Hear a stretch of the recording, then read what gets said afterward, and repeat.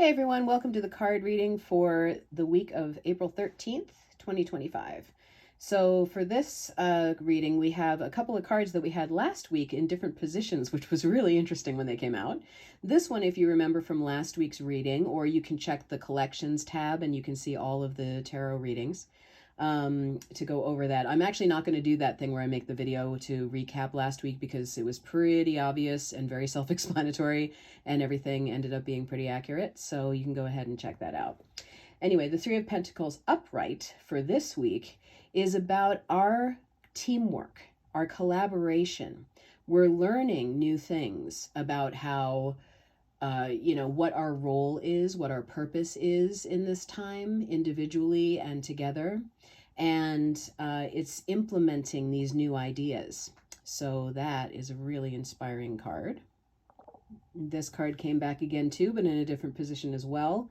The World, and when it is in this position, it is lack of completion and closure, which of course we are all wanting there to be some completion and closure.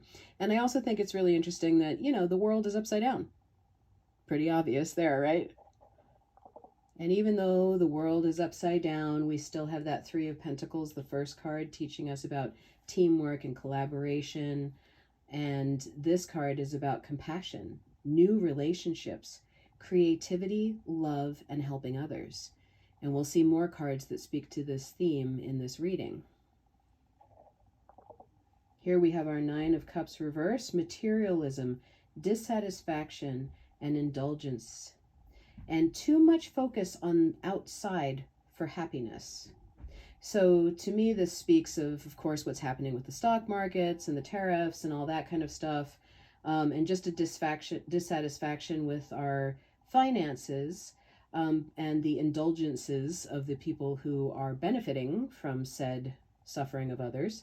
But also this too much focus on outside in for happiness. And that is something that has been a theme in my videos of we are being too swayed by the idea of I won't be satisfied unless it happens at this time and in this way. And instead of living our lives from the inside out, we're living from the outside in. And if you remember from the cards from last week, the encouragement to go inward with the Hermit card and to really focus on our own healing and spiritual growth and to look within ourselves for the solutions to these problems instead of expecting them to come from the outside.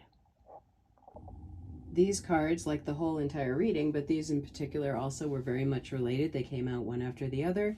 We have the Six of Pentacles, which is sharing and generosity, giving and receiving, charity. And these cards together with the Four of Pentacles being self-protection and releasing greed. So we're in a position right now where we are financially sort of strapped. And the best way to move through that is to actually be more generous. Think about ways that you can help people who may be a little worse off than you in your neighborhood or people in your town. And to, while we're nervous, of course, because of what's happening with the stock market and finances and job losses and things like that, the solution to that is to look at who you can help.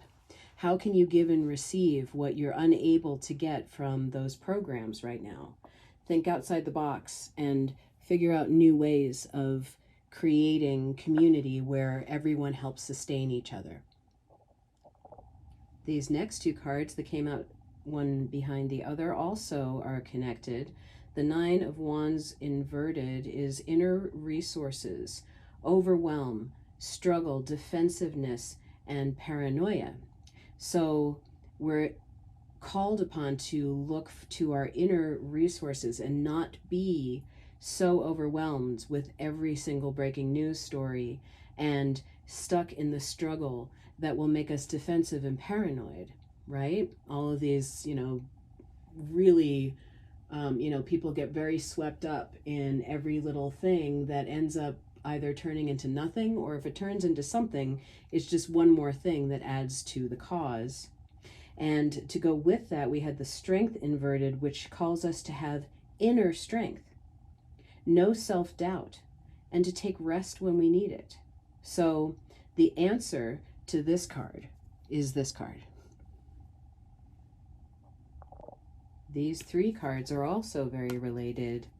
We have the Death card, which is endings and change and transformation and transition. We are transitioning out of looking outside of ourselves for the support that we used to rely on, even though it wasn't really something to rely on at all. And this new time that we are entering forces us to embrace change, the death of the old and the beginning of the new. The Queen of Swords is easily influenced and over emotional. And again, that speaks to us being easily influenced by what we think might happen, what he says he's going to do, you know, all of the fears and everything that they're trying very hard to instill in us.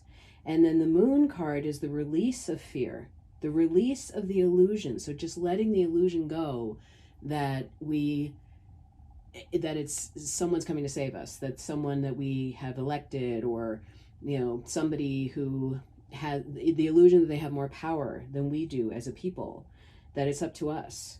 And to follow our intuition and our messages that we receive, to be inner focused and seek clarity on those messages, to speak to our guides, to find our purpose in this new time that the Death card is insisting, and that we can obviously tell is upon us.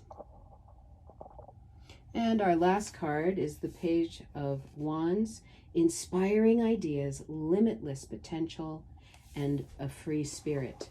So once we work through the series of these cards where we find ourselves being innovative, generous, caring for each other, supporting each other, this card asks us to continue to share inspiring ideas, to meet others, to find solutions instead of focusing on just the problems. And guess what? On the 19th, we have an amazing opportunity to find our people, to find our community, to share those inspirational ideas and feel into that potential together in community.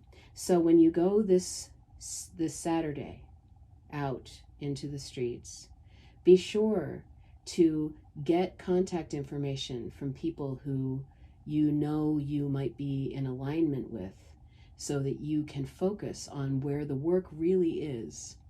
The inner work, yes, but also connecting to community, finding the others, and creating new systems instead of waiting to rebuild the tower that has fallen with those banged up bricks.